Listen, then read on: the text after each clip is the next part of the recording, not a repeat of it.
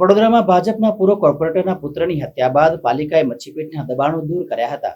વડોદરાના નાગરવાડા મહેતાવાડી પાસે રહેતા ભાજપના પૂર્વ કાઉન્સિલરના પુત્રની વિસ્તારના માથાભારે બાબર પઠાણ અને તેના સાગરીતો દ્વારા કરાયેલી હત્યાને પગલે વડોદરા કોર્પોરેશન દ્વારા મંગળવારે મુસ્લિમ વસ્તીવાળા મચ્છીપીટ નાગરવાડા રોડની લારીઓ શેડ સહિતના દબાણો દૂર કરવામાં આવ્યા હતા. ચુસ્ત પોલીસ બંદોબસ્ત હેઠળ હાથ ધરેલી આ કાર્યવાહી સમયે સ્થાનિક લોકોના ટોળે ઉમટી પડ્યા હતા. જોકે આ કાર્યવાહી સમયે કોઈ પણ અપ્રિય ઘટના બની નથી. સાંજે નાગરવાડા રોડ ઉપર દબાણો દૂર કરવાની કાર્યવાહી શરૂ કરતા જ વિસ્તારમાં ઉત્તેજના વ્યાપી ગઈ હતી. તે સાથે આ વિસ્તારમાં ભારે ચકચાર પણ મચી ગઈ હતી અને લોકો દ્વારા નાગરવાડામાં ભાજપના પૂર્વ કાઉન્સિલરના પુત્રની હત્યાને પગલે આ દબાણો દૂર કરવામાં આવી રહ્યા હોવાની વાતો વહેતી થઈ હતી.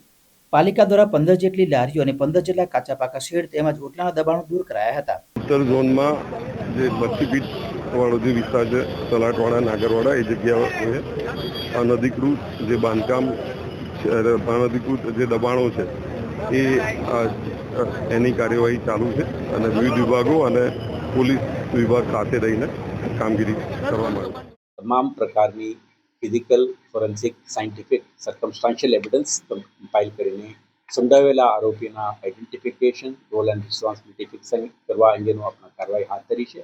ગુણવત્તાવાળી તપાસ ઝડપથી પૂર્ણ કરી ન્યાયિક પ્રક્રિયા હાથ ધરીશું અને વિશ્વાસ છે કે આ કેસમાં જે સંડોવાયેલા આરોપીઓને તે એમના સજા થવી જોઈએ આ કરાવવામાં પોલીસને સફળતા મળશે. સાથે સાથે પોલીસ સાથે તમે સહકાર આપો, સમર્થન આપો